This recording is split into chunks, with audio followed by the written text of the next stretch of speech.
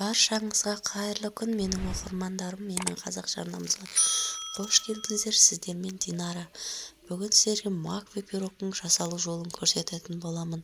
Ең алдымен таза құрғақ ыдысымызға електен өтілген ұнымызды және де сары майымызды, қамыр қопсытқыш, қант, бір дана жұмыртқамызды салып, песочный қамырымызды илеп аламыз. Достар, ең алдымен арнама тіркеліп, видеомды қолдап, лайк басып және де достарыңызбен бөлісе отырыңыздар.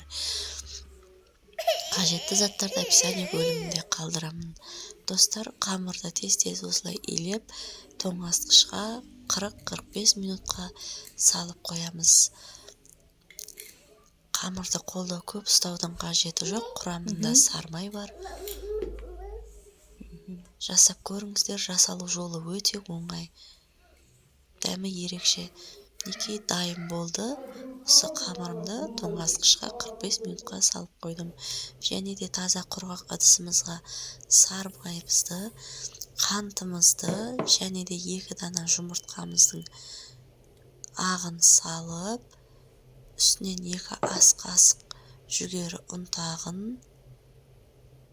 және де творожный сырымызды салып, блендердің көмегімен бір келкі масса болғанша жақсылап араластырып аламыз. Түйіршігін қалдырмай араластырамыз.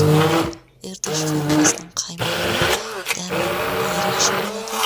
Осы форманың қаймағын сіздердің үстіне жасап көріңіздер. Сметана және де басқа пирожныйларға, тарталетке, басқа да пирогтарға қолдансаңыздар, дәмі ерекше тез қататын болады. Қажетті заттарды описание бөлімінде қалдырамын. Комментарий өз пікірлеріңізді қалдырыңыздар және де видеоны достарыңызбен бөлісе отырыңыздар. Ораза қабыл болсын. Және де осы ауызашарға осы пирогты жасап, есіңізге ұсынсаңыздар, ұнайды деген сенімдемін. Дәмі енді ерекше болады. Қоссаңыздар да қоспасаңыздар да өз еркілеріңізде. Мен сән үшін макты қолдандым. Дәмі ерекше болады. Мен макты көп қолдаймын. Қосып жүрмін. 20-30 грамм макты қолдансаңыздар жеткілікті. Алдын ала макты істе суға салып, жансабарда теңдетіп қоямыз және де сүзектен өткізіп кептіріп аламыз. Мен макты көп қосып қойыппын. Осыған шамалы массамызды құйып, макпен бірге жақсылап араластырып аламыз.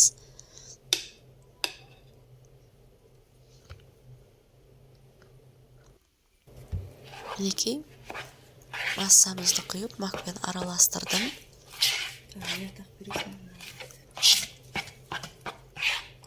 Сіздер 20-30 грамм мак қолдансаңыздар жеткілікті.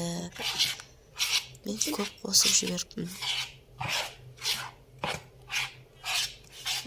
Жақсылап араластырып аламыз.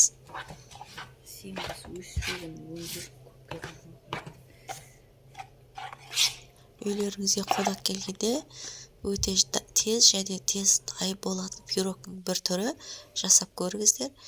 Мінекей формама қамырымызды дайындап алдым, жасап, ішіне төсеп, дайын болған массамызды құйып, үстінен мак қосылған массамызды салып, алдын ала қызып тұрған печкамызға 45 минутқа салып пісіріп аламыз.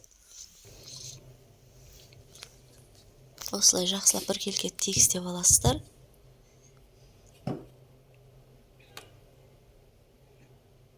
Және де үстіне осылай макты кішкене 1-2 ас қасықтай құйып қолдансаңыздар жетеді. Мен макты көп қосып жүріп, көп қосудың қажеті жоқ. Қоспасаңыздар да дәмі ерекше болады. Жасап көруге кеңес беремін. Дәмі ерекше пирогтың бір түрі.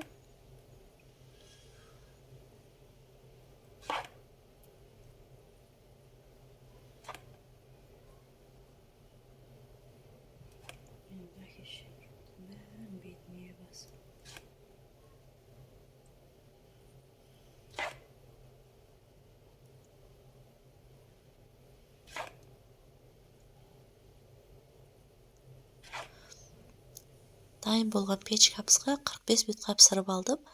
Мінекей, дастарханға ұсынсақ болады. Ас болсын.